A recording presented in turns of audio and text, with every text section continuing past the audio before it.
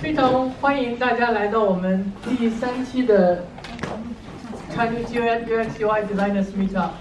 然后我们这个组织呢，完全是公益型的，就是为了构建这么一个平台，然后让大家去能够多交流，然后去多学习，也给更多的人一些就是传播知识和传播他们的一些想法的一个平台吧。然后很希望接下来大家能够，如果谁有自己的想法，或者是想去给大家展现一下你做的东西，或者是你的想法，欢迎就是随时联系我们，然后我们去帮助大家去促成这个活动。然后今天的活动呢，非常感谢 General Assembly 提供这个场地，还有这些酒水。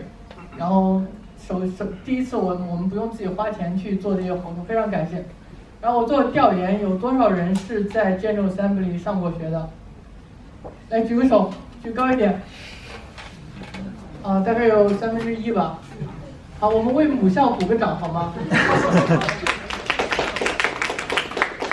好，谢谢，感谢 General Assembly 培养了我们这些优秀的设计师们。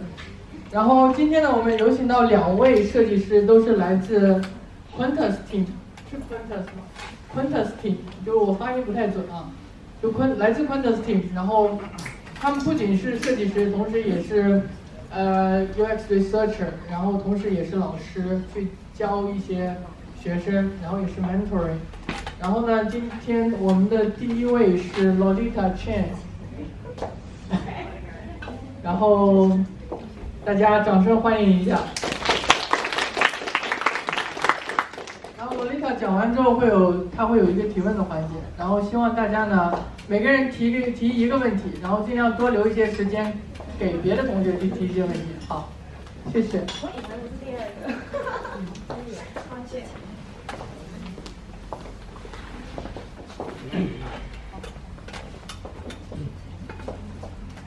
大家好，我是 Loletta。很荣幸今天能跟大家分享我的故事还有我的经验。你们都听得出我的口音，我的普通话不是我的母语。要是你们听不懂的话，跟我说，我可以重复一遍，要不然我可以讲英文也可以。那今天呢，我想跟大家讲的有3个部分。第一个部分是，我是怎样由一个 psychologist 变成一个 designer 的呢？然后第2个部分就是很 briefly 去讲解 psychology 跟 UX 的关系。然后我就会讲一个 case study， 但是这个 case study 我要用英文讲，因为我不太知道怎样用普通话去讲。但是要是你们有什么问题的话，可以就虽然我们后面有一个 Q&A， 但是你们有什么问题的话，中间也可以问。OK，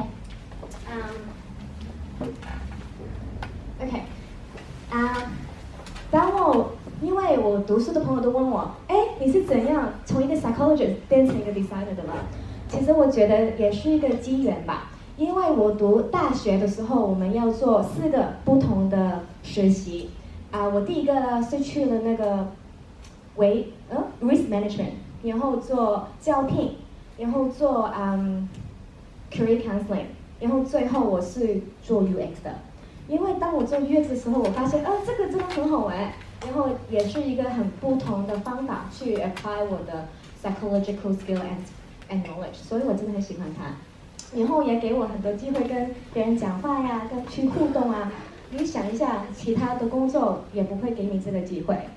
后来呢，当我完成我的实习以后，他们就请我了。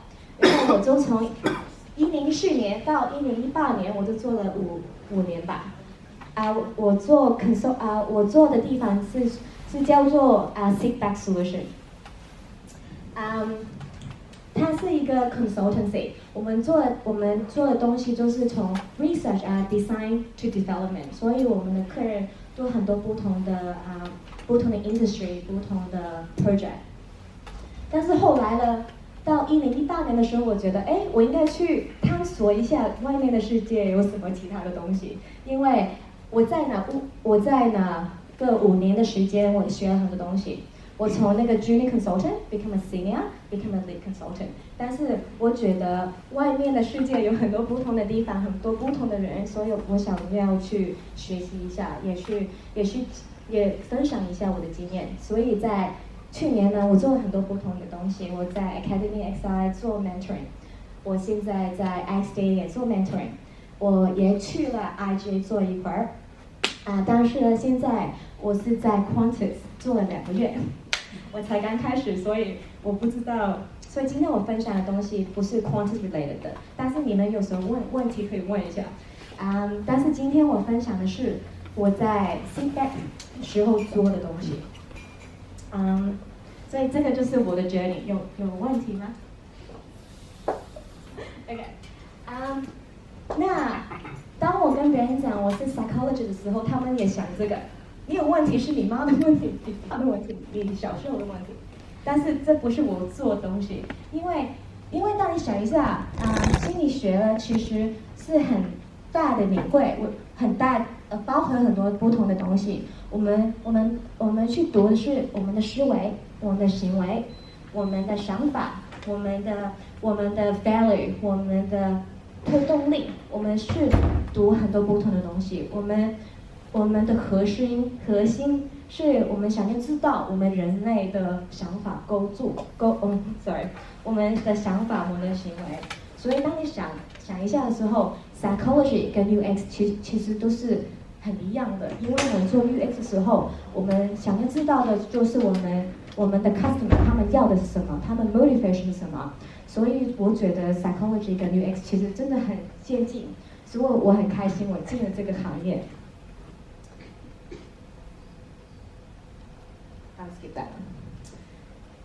然后很多人问我，那你觉得这有什么不一样？你做 psychologist， 那对你做 UX 做 design 有什么不一样？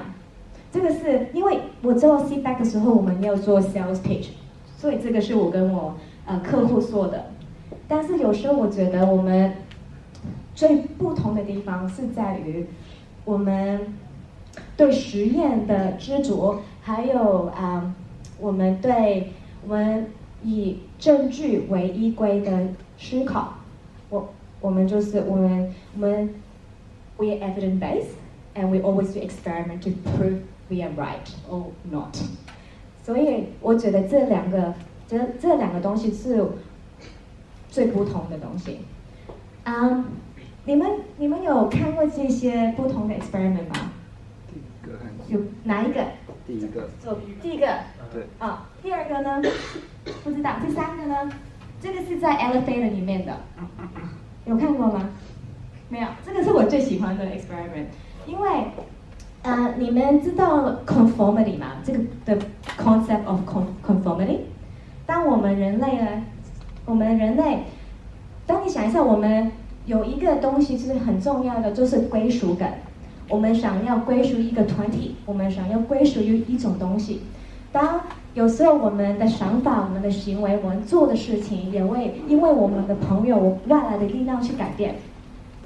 你们有类似的经验吗？但是要是你要做一个 experiment 去 prove this is the case， 你们会怎样做？你要设计一个实验去证明这个东西是正确的。这个实验就是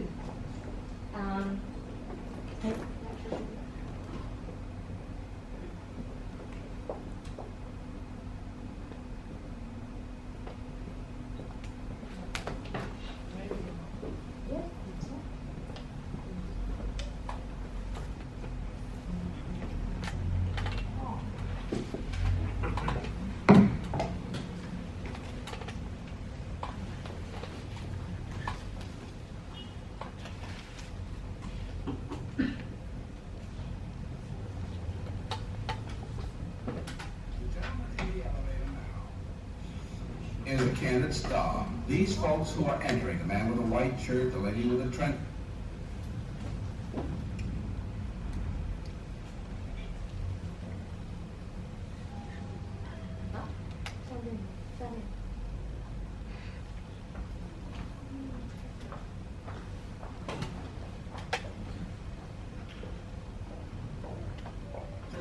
The gentleman in the elevator now is a candid star. These folks who are entering, the man with a white shirt, the lady with a trench coat, and subsequently one other member of our staff, will face the rear. And you'll see how this man in the trench coat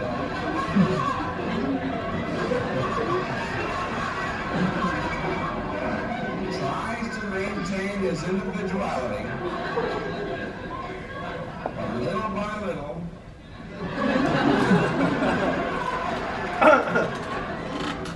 he looks at his watch, but he's really making an excuse for turning just a little bit more to the wall. Now we'll try it once again. Here's the candid subject. Here comes the candid camera staff, 3 of them at least. And this man has apparently been in groups.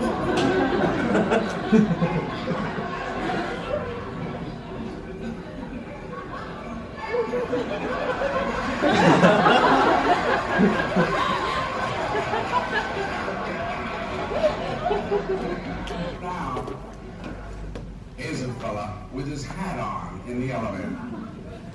First he makes a full turn to the rear and Charlie closes the door. A moment later, we'll open the door, everybody's changed position.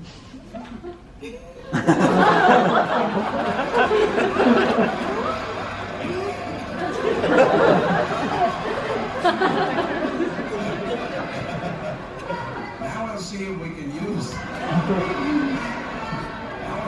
can use group pressure for some good. Now, in a moment, on Charlie's signal, everybody turns forward.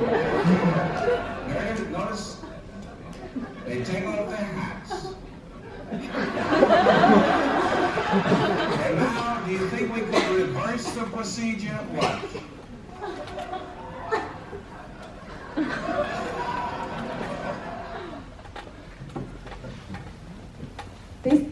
这个实验是在1960年做的，但是现在有很多人也会 try to repeat the study and it still work。所以当我们去做一个实验的时候，我们也想很多东西，因为在 experimental design 里面有2个概念 ，independent variable and dependent variable。就是 independent variable 就是我们要控制的东西，控制的东西，然后 dependent variable 就是我们要去measure 的东西。然后当你看这个图画的时候呢，这些全部人都是我们控制的东西，但是这个人就是我们要看他会做什么。当他们看到其他人在做同样的东西的时候，他会做什么？所以你可以看到我们做实验的时候，我们要想很多东西，然后有时候我们也要很 creative， 因为我们要想办法去证明一个想法是对的还是错的。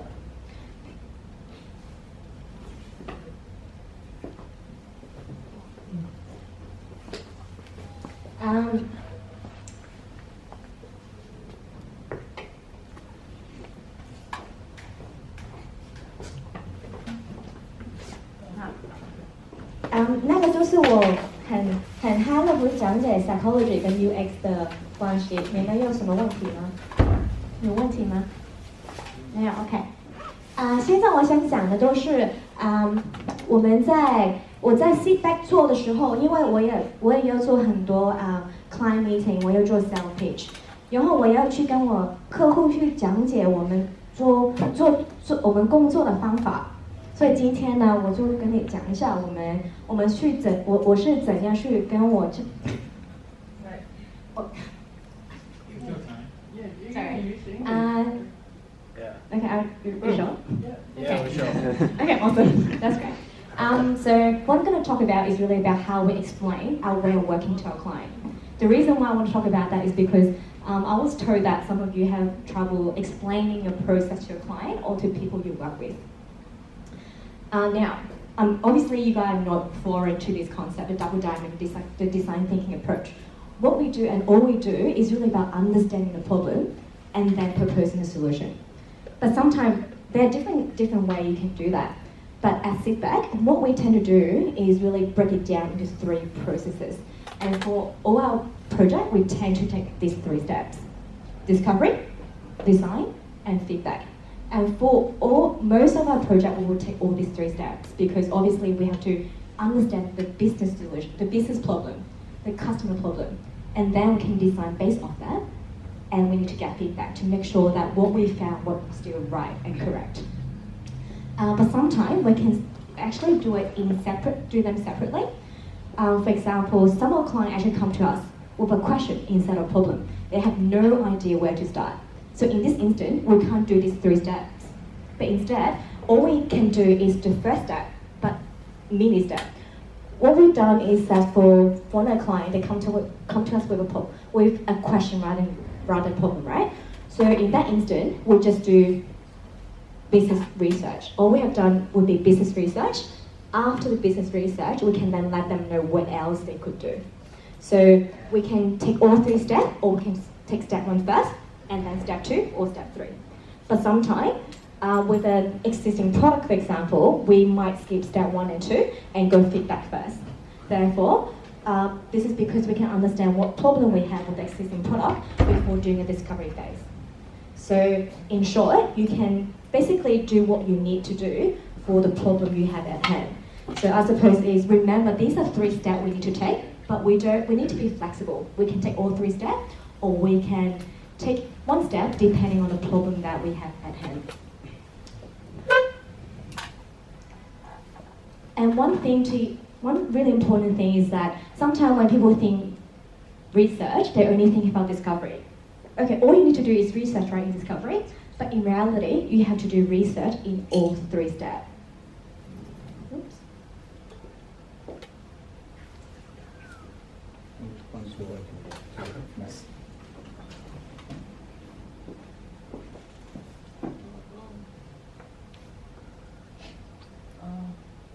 How many of you have done research as part of your role? Can I have a show of hands? You? 1, 2, 3, 4? Do you guys like research, or do you guys, anyone want to do more research, for example? Yeah? Why is that? Why do you guys want to do more research?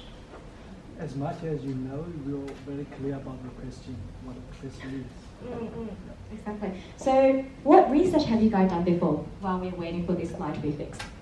I just did car sorting today. Car sorting, you did? What do you use that for? For site structure, the navigation system. Yeah, that's good. Car sorting, anyone else? Interview. Interview, yeah, that's good. Questionnaire. Questionnaire? Yeah.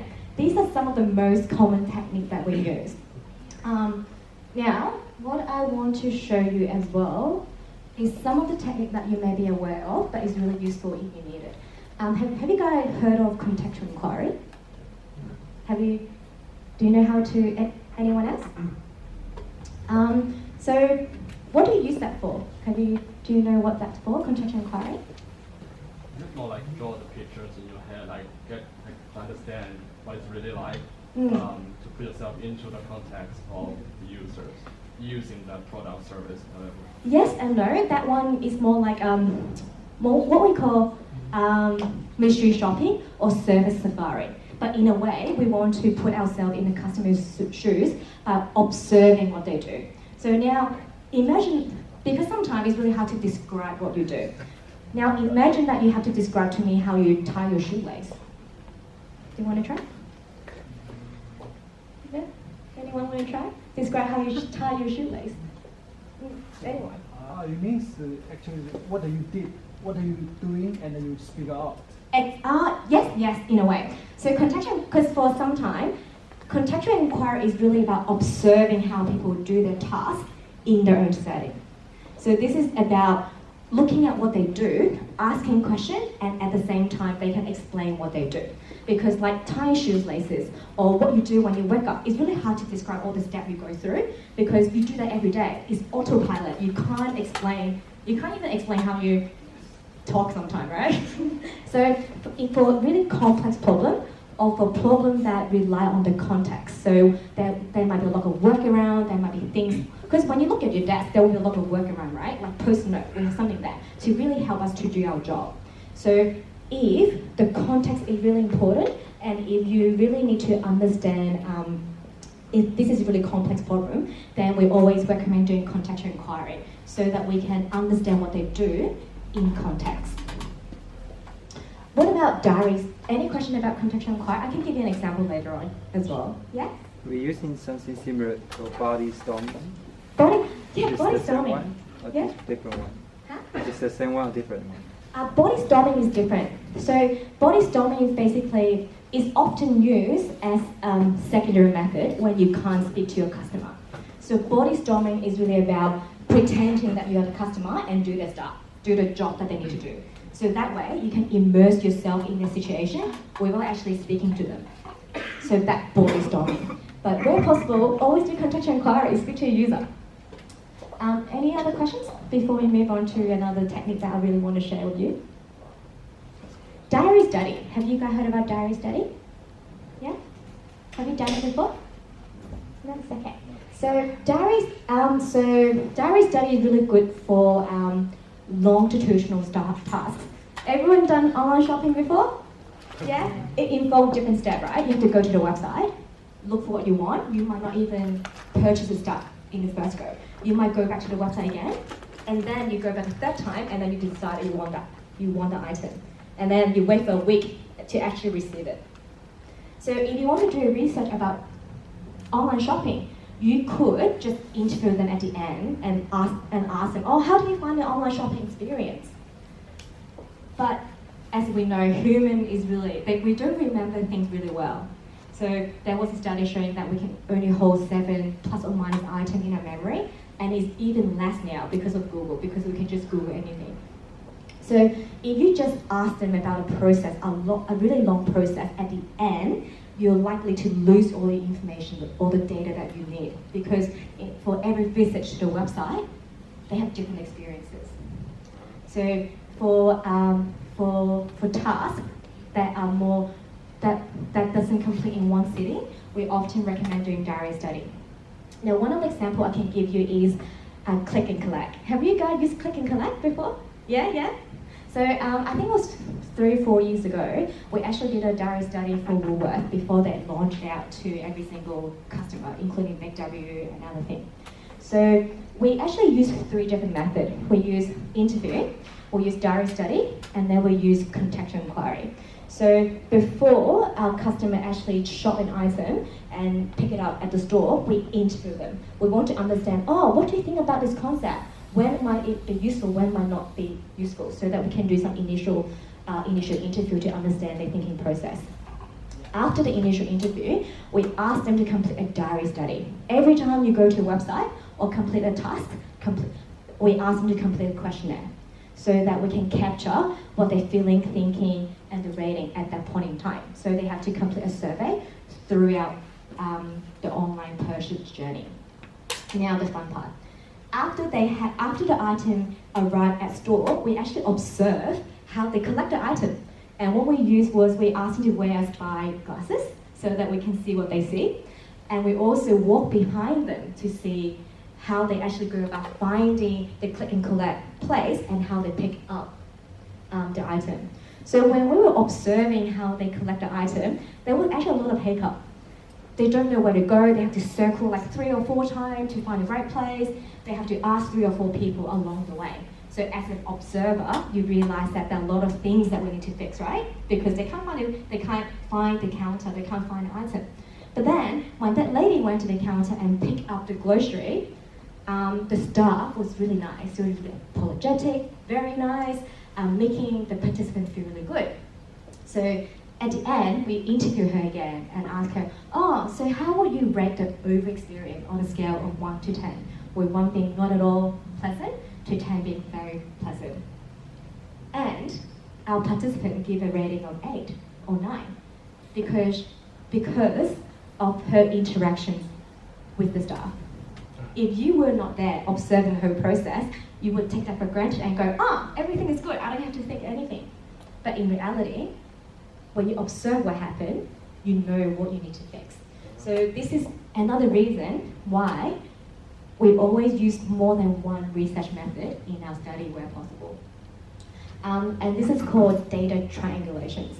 So now imagine that when you wake up in the morning, when you look at the mirror, do you just look at like one side or do you do 360? 360, come on. Because when you look at the mirror on one side, it gives you one side of the story. It doesn't give you everything. So when you think about research, it's the same. You have to look at what you're observing and ask your questions afterward. So the thing is a kind of this data is very, if you don't allow them to know, you just observe. Once you stand on outside the supermarket, you just observe anyone. Oh, okay. Is it is good for the data or? I suppose you could do this. Let's say, for example, you don't know where to start. You need some pointers, right? You can in a way, I just make up this term. You can do guerrilla observation, so that you can just, if you want to understand how people is experiencing click and collect, you can just sit there for 3 hours, observe, and then if there's an interesting person that you can go up to that person and go, I'm actually doing some research about click and collect, can I speak to you? And then you can tell, oh, I was actually observing a few people, including yourself, and I realized you did that. Why? So I suppose you can approach it that way. But again, it's really like any guerrilla study, it depends on luck. You might not get the participant that you need. But that could be a good start if you don't know, if you don't have any budget, if you don't have any idea where to start. It could work. But yeah. Yeah? How do you find your participants? How do you know they're the right ones? Did you observe or interview? Yeah. So there's two types of recruitment. So before we reach out to any participant, one of the first things we do is stakeholder interview, because stakeholder we have a hypothesis as to who the key customer group are, right? So they would have an idea who are the target audience, who might use these products. So based on those assumptions, then we tend to use external agency that can sit back. We just because they have recruitment agencies such as Pure Profile, and they also have one called Farron Research, and then there's something else. So there are a lot of people who can help you to recruit those participants. But what you need to do as a UX researcher or a UX designer is create a screener, making sure that you detail all the behavior requirement. For example, for click and collect, one of the target audience is that they should already be doing online shopping because they are going to be the early adopter, for example. So within the screener, you have to say, you have to say that I want the participant need to do one online shopping in the past month. This person's, so there are different requirements that you need to gather through your research with your stakeholder. So this is one way of recruiting through external agency. It's more expensive but more effective. The other one is really internal recruitment. So sometimes with internal recruitment, it can be really hard because recruiting participants sometimes can take $150 or $180 per person, depending on the quality of the people that you want. Let's say if you want small business owner, you have to pay them a lot of money compared to just a Woolworth shopper, because we can all fit that criteria. But when it comes to internal recruitment, you can speak to your call center agent to get potentially and get approval first to see if we can use their database, and then you can filter and find the people that you wanted. Because so often that when we do project in-house, there are specific problems that we need to solve. One of the for example, it could be about people are calling about their credit card bills, for example. So you can go to the call center, ask them to give you a list of people who called you in the last month about paying a bill. So in that case, you can narrow it down and find the participant that you need. Any other questions? Okay. So what I want to share with you now is a case study. So this is a project that I worked on actually for 5 years, on and off. It's about designing a game for primary school students about thermal comfort. Thermal comfort is really, it's like thermal comfort is, in a way, it's like common sense, in a way. We have to know what temperature do we feel most comfortable in without turning on air conditioning or the heating.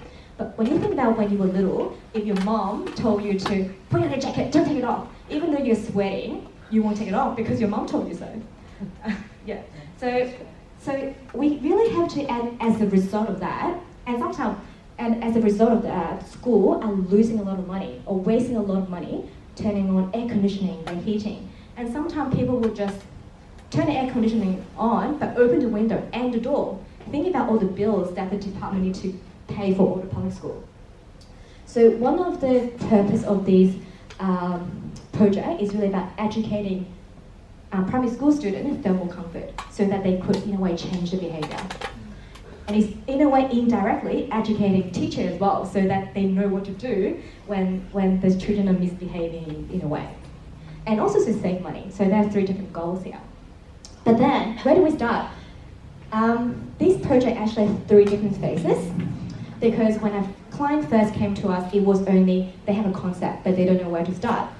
But instead of investing 100% of our effort and time in developing a game already, what we have done is we do some concept testing to see if there's actually a business case to go ahead with it. Because maybe this is a really good idea, but then the teacher and the student won't like it. In that case, why bother wasting all the money developing a game? So one of the first steps is validate this idea. Now, these are some of the steps that we go through. Obviously, we have to do documentation review. Do you guys do documentation review at work? Or, yeah? I would always do that because documentation review is really about reviewing all the existing knowledge that we have within the company. Maybe other people have done some research before. So before any project, we always do documentation review, maybe a day, go through all the documents that we have so that we can have a reference point, and also for us as a researcher to understand what the problem might be. So after the documentation review, we speak to a key stakeholder to understand, okay, what's the purpose of this game? What are you trying to achieve? What's your vision? What are the potential roadblocks? So that we can understand the need from the business. Based off these 2, because it was just for concept testing, we didn't do any research then, we just create some conceptual design to test with our target audiences. In this case would be primary school student, high school student, and also teacher.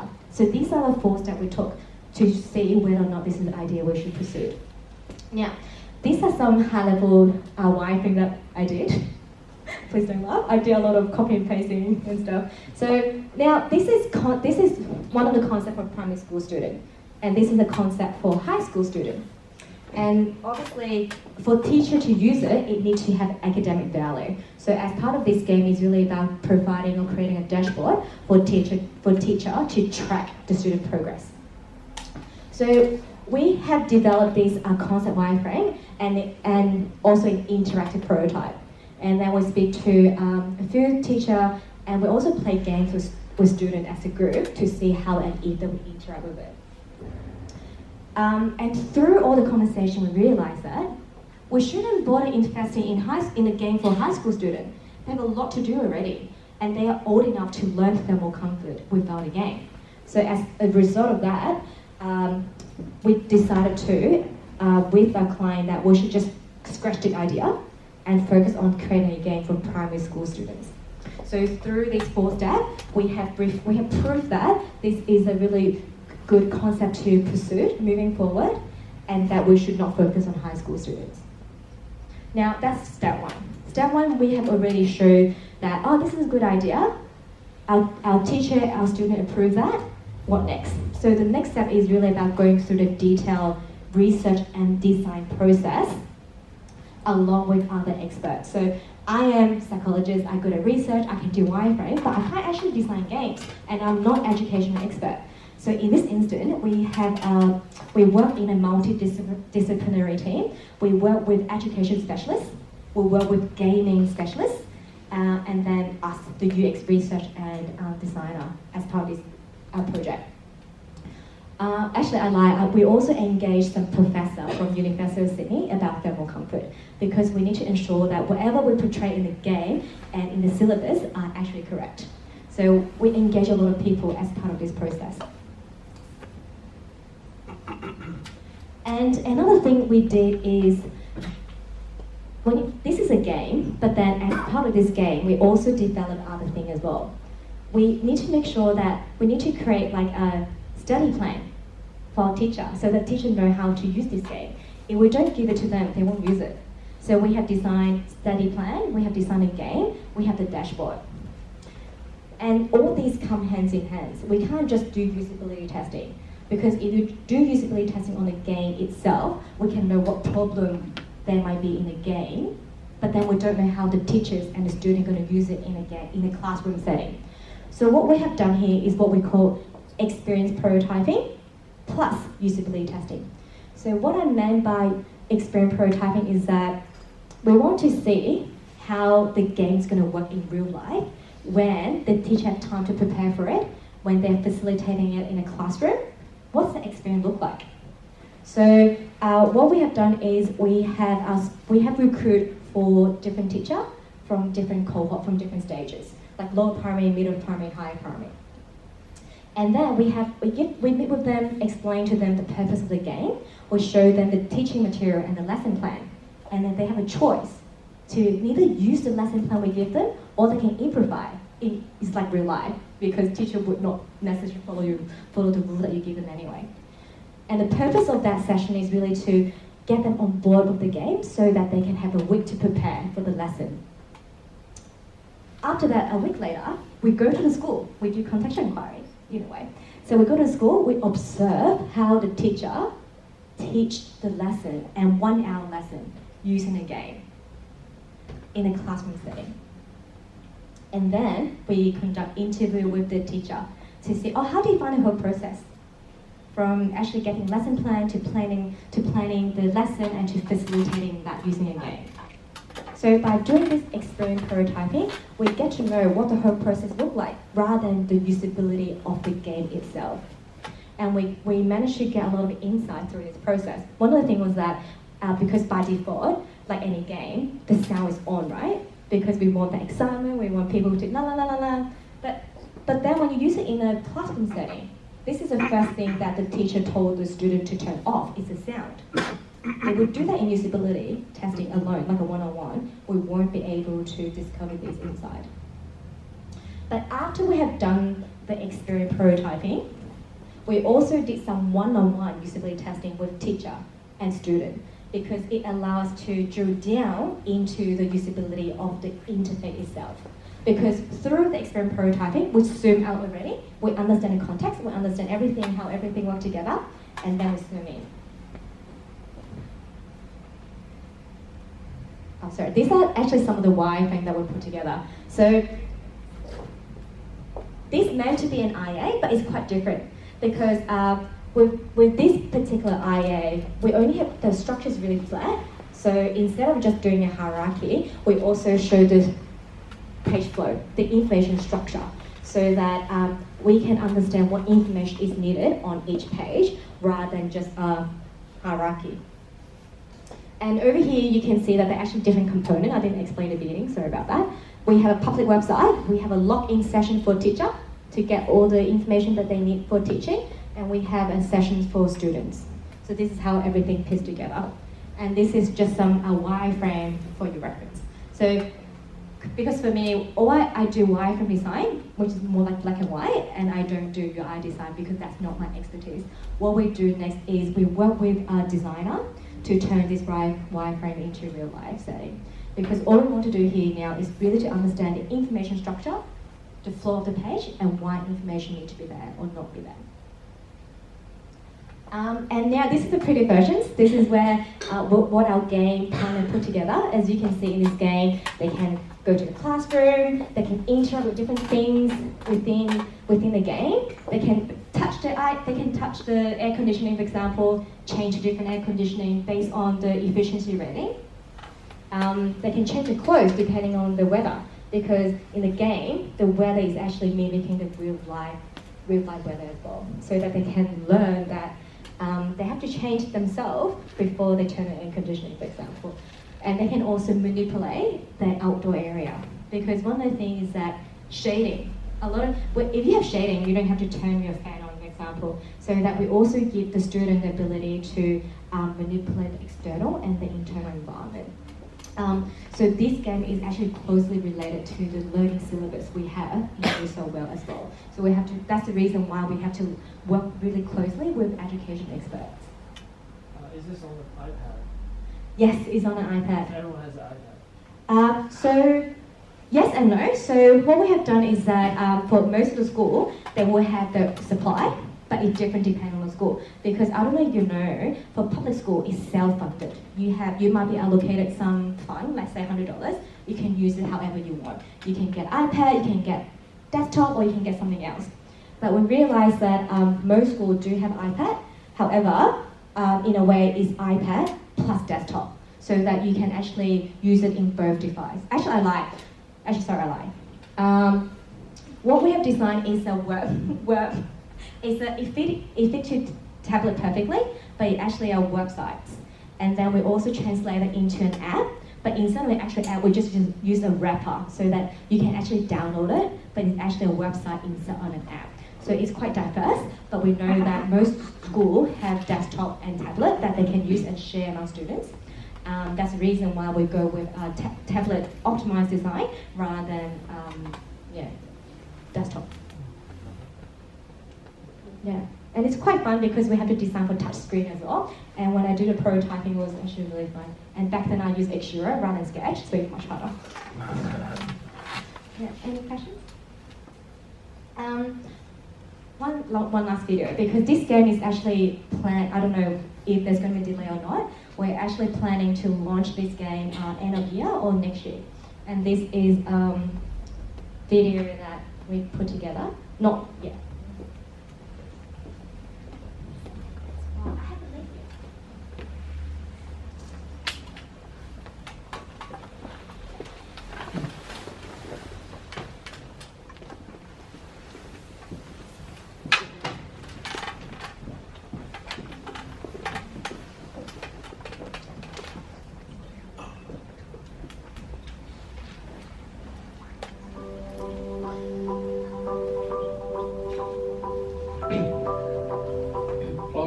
Kids is a web-based That's the education game of the day.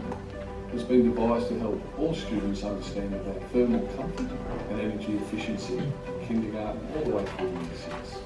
It's comprised of a game, an interactive game for the student. It also has a website that's for parents, students and teachers. It has a secure dashboard for the teachers where they can keep in touch with what the students are doing, and it has a comprehensive range of teaching guidelines. The Climate-Wise Kids game works on an inquiry-based model of learning. So students use role play where they create an avatar that they're able to manipulate and guide throughout the game. Players are going through different challenges, looking at different climates and obviously temperature zones, and they're given different challenges. So some are based on the personal comfort of the avatar that they're using, and others are based on sustainability choices. I liked how in the game there were quests and you can customize your own avatar. It educates students on a number of concepts of heat and air temperature, metabolic rate, sweat, saving energy, power consumption, carbon footprint and sustainability. Students learn about these concepts through their avatars, so they could add or remove clothing. They also learn about other things they could do in their own environment, like drawing blinds, turning on fans and adding shade to a play area. I think the game is very good, very educational, especially for people who don't really know about thermal comfort. The kids will be very attracted to it, and I think this is a great way to help them learn as well as have fun. Climate-Wise Kids is a concept that's been developed by New South Wales Department of Education over a number of years. We've engaged students, teachers and curriculum specialists to help develop resources and tools to go along with the game, as well as the concepts behind the game. You can walk in and it's like a maze. You can change your temperature. With the assistance of teachers and curriculum advisors, the game directly integrates with curriculum subjects that range from practical, hands-on activities, class activities and individual activities aiming to promote collaboration and independent learning. Climate-wise is kids fun. Climate-wise kids is fun. So I should have showed that in the beginning to give you more context. But yeah, that's the game that we have developed alongside with a lot of other gaming and education experts. And the last thing that we're going to do is we're going to do another round of usability testing before it's going to launch to everyone, because we want to make sure that we fix everything early before we go full scale. So that's actually the case study I want to share with you. Do you have any questions about the case study? Thank you. That's it. Yeah? After the phase that you understand your current goals for the project, do you have any measurement for your design delivery phase? Because do you want to do you have any measurement like, or how will the successful outcome look like? Yeah, so that's one of the reasons why we do stakeholder engagement as well. So as part of stakeholder engagement, we have to understand what does success look like to you? What will you, so we would, as part of that interview process, we would try to identify those metrics and we would use that to measure our success at the end of the project. But so, because this is like a 5 years project, so that will be different. And also we have to have different measures depending on the phase of the project as well. For example, the success measure for the concept phase is just ticking a box, whether people agree or disagree, whether people think it's a good idea to pursue. That was the success measure then during the concept phase. But when this is launched, what we're gonna measure is obviously the adoption rate, because this is not something compulsory. This is just something optional that teacher can use to teach a class. So acceptance rate and also referral, for example, whether people are actually talking about it. So, and something a lot of organizations start using, it's not necessarily a metric, but it's called social listening, so you can understand whether teacher, student, parent are talking about this game, for example, on social media. So we can actually track those data nowadays as well. Yeah, so you just write acceptance scenarios for each phase for the design. You mean at the design or at the actual launch of the products? Because I think you're talking about the design phase. I think I want to know before you start the design, will you have any measurements, and during the design, will you change your measurements? Okay, I got you now. Sorry, I misunderstood your question. So just to make sure I understand correctly, you're saying that is there any success measure that we go back to before and after we finish the design? Yeah. Okay. So in this case, not in this case, but then when you think about it in other scenario, when you are designing a more complex system, you're designing for particular tasks. So in that instance, is whether or not the success measure is whether or not we help people to complete that task or not more easily or not. Because let's say if you have an existing product and then you need to redesign the product. So what we tend to do is we do a benchmark usability testing to understand what's working, what not working, and to basically set a baseline so that we can measure against when we redesign the website. So in a way, it's not success measure, but it's more like a metric we use to track whether or not there's an improvement in the design. Does it make sense? Is it answer? Yes? Okay. Awesome. Thanks. Yeah. My question is about quoting the client. Like a lot of times when you're doing research, you need to know the scope of the job. Yeah. And how do you, how do you make sure that the research that you've done is within budget? Yeah. Sometimes you may initially say, we're going to do 5 interviews and live survey and card sorting to solve this problem, and this is how much it should be. But as you're going with the research and you find out more issues and you realize, this is much more bigger problem. It's like opening the kind of once, and then you feel like we need to do this and that, and then the pricing needs to be changed. Yeah. So how do you deal with that sort of issue? So sometimes before we quote a client, for example, we have to understand whether or not, as a consultant, or before we give them a number, we have to understand, do we have enough information to confidently give them that figure? Sometimes we don't, right? So, in that instant, when we don't know what we're getting ourselves into, we never give them a quote. We said that, I actually don't know enough what's happening. We're going to spend, for example, 5 days to do some business research. And after that phase, I can give you a more concrete answer as to what research activity that we need. So this is how we actually manage that, by telling them upfront, no, I don't feel confident in telling you how much it's going to be. Give me 5 days. But if they don't go with you within the 5 days, you just waste of time, because for some agencies, time is really important. Yeah. 5 days have to love the student time. Yeah. And how do you find the balance, like the initial discovery phase, to find out the scope? Yeah. So it's really hard. It really depends on the client and it really depends on the approach. We just need to be really upfront the risk they are taking by taking the lean approach. So that's option 2. Option 3 is, if you really need that job, if you really need that, Sometimes we would do some pre-sales work. What I meant by pre-sales work is we could do some heuristic evaluation. We could do some guerrilla interview as part of the sales preparation. So you can invest maybe a day or day and a half of your time in preparation for the sales. So that you can show your client the value of what we do with minimal time, and hopefully you can win the job. So this is another thing that we do. And also, don't be afraid if throughout the process, let's say for example, we only account for 6 interviews, and we realize that that's not enough. We realize that there are risks involved in not doing more interviews. We need to tell our client and say, let them know that based on our conversation with you and the customer, we realize that there's a gap there. Are you willing to let us do more research at this cost?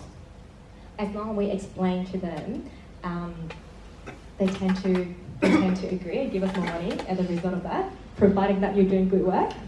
But sometimes, another thing is if you feel like that after this project, there's going to be another project coming up. You can do it as a gesture. I'm going to do this one for you, but I'm not going to do it again next time. So just let them know if you're willing to waste an extra day to really build that client relationship, do it. So there are a lot of things that you have to consider when you are pitching, I suppose. It's really fun. It's really fun. I liked it. Yes? I have a question, last question for you. I don't know if you have experience with teamwork on research phase. What's the biggest challenge for teamwork? Because currently I face the challenge is we kind of have a different insight. And what do you mean different insight? Elaborate. We're doing research and separating into 2 ways. Okay. Then we come back with different kind of insight and outcomes. So I don't know how to solve that problem when we have 2 things. Yeah, okay. One question though, when you do your research, when you split up into 2 teams, how many people in each team? 2. 2 people in each team. Yeah. So we have 4 people in total. Yeah. Okay, that's good, that's good. Do you guys, it never happened to me before, but sometimes what we do is we need to make sure that, one more question. How many participants were there? You mean? In the research that you guys did per group. How many we're going to interview? How many did you guys interview? Have they happened already or something? We had already, like 3 or 4 each team. Okay. Yeah. So you don't have enough participants. That's one of the reason why you have. So remember the data triangulations as well. So, and also a minimum is that for each user group, providing that they're really different, you need at least 6 people per group in order to get valid outcome. Now, another reason why we need to do data triangulation, so maybe look at other data as well, is because sometimes when you do data triangulation, both source of data give you the same answer. In this case, you can be 100% sure that this is the right answer. But sometimes you do this, meaning that there's something wrong and you should investigate further. But I suppose in a team setting, in that scenario, it's just to understand, it's really hard, but you really understand, okay, do you guys take note as well, or recording or anything? We do, yeah, we do. Okay, yeah, go back to the recording, because sometimes when I was at feedback, we have recording, we take notes, we'll go back to a note like 3 times, just to make sure that we understand the note correctly. Because we're human, we have biases, we will skim through it the first time and then maybe put more attention the second time. So we will go through notes again. And if there's really disagreement, then it's the only way to do more research or take the risk to do some testing as well. But yeah, that's interesting. I haven't before. Yeah, maybe it's for us. Yeah. No,